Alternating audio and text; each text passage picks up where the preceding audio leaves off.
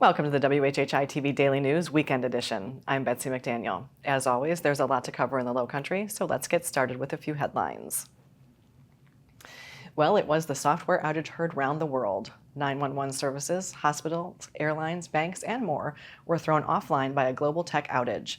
Turns out CrowdStrike, a global technology firm, is behind the outage as a glitch in a Microsoft update triggered the blue screen of death across Microsoft apps. CrowdStrike moved quickly to fix the issue, but the ripple effect, particularly with canceled and rescheduled flights, will probably be felt for many hours, if not days. So if you're flying, you might want to check with your airline to see if your flight is on time for departure. We told you earlier this week that Jasper County Superintendent Dr. Rochelle Anderson had been placed on paid administrative leave. We are now learning some of the reasons why. The Charleston Post and Courier is reporting that the school district has spent $228,000 in travel and lodging in the U.S. and abroad since 2020, including trips to India, Jamaica, and Colombia, the country, not the state capital, all while the graduation rates of the county schools are next to last in the state and the test scores are significantly lower than in other counties. Some preservationists in Beaufort are coming around to Ken Singleton's plan to demolish a pair of 125-year-old cottages that his family has owned for generations. Singleton wants to replace them with new houses that will help revitalize the historic neighborhood on Duke Street. It's the classic battle between the preservation of history and creating a new downtown neighborhood. The city of Beaufort is pitching in $50,000 to help Singleton's project. The two old houses were built in the early 1900s. The two new cottages would have a similar, simple look with porches facing Duke Street. The project has approval to tear down the old homes, but the Historic District Review Board still has to give final approval for the new cottages.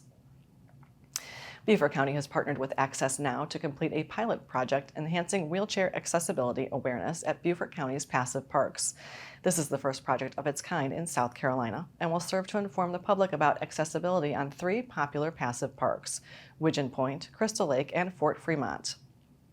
Project highlights include 3 mapped trails and highlighting easy access in areas like parking and restrooms. Passive Parks Director Stephanie Nagid emphasized the significance of the pilot program, stating, "This initiative is a tremendous step towards making Beaufort County's outdoor spaces more inclusive and enjoyable for all members of the community." In addition to the Access Now pilot program, the Passive Parks Department also offers 3 all-terrain wheelchairs free for public use. And are you looking to learn how to fish or maybe just become a better fisherman?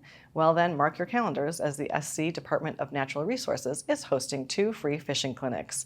The first will be Saturday, July 27th from 8 a.m. until 11 a.m. and the second clinic will be Tuesday, August 13th from 4 p.m. to 7 p.m. Both clinics will be held at Beaufort's Broad River Fishing Pier at 1050 Robert Smalls Parkway. The fishing clinics are both free and open to the public, but participants must pre-register. And you probably don't want to wait because only 12 participants will be accepted for each clinic. Head to the SCDNR website for more information and to register.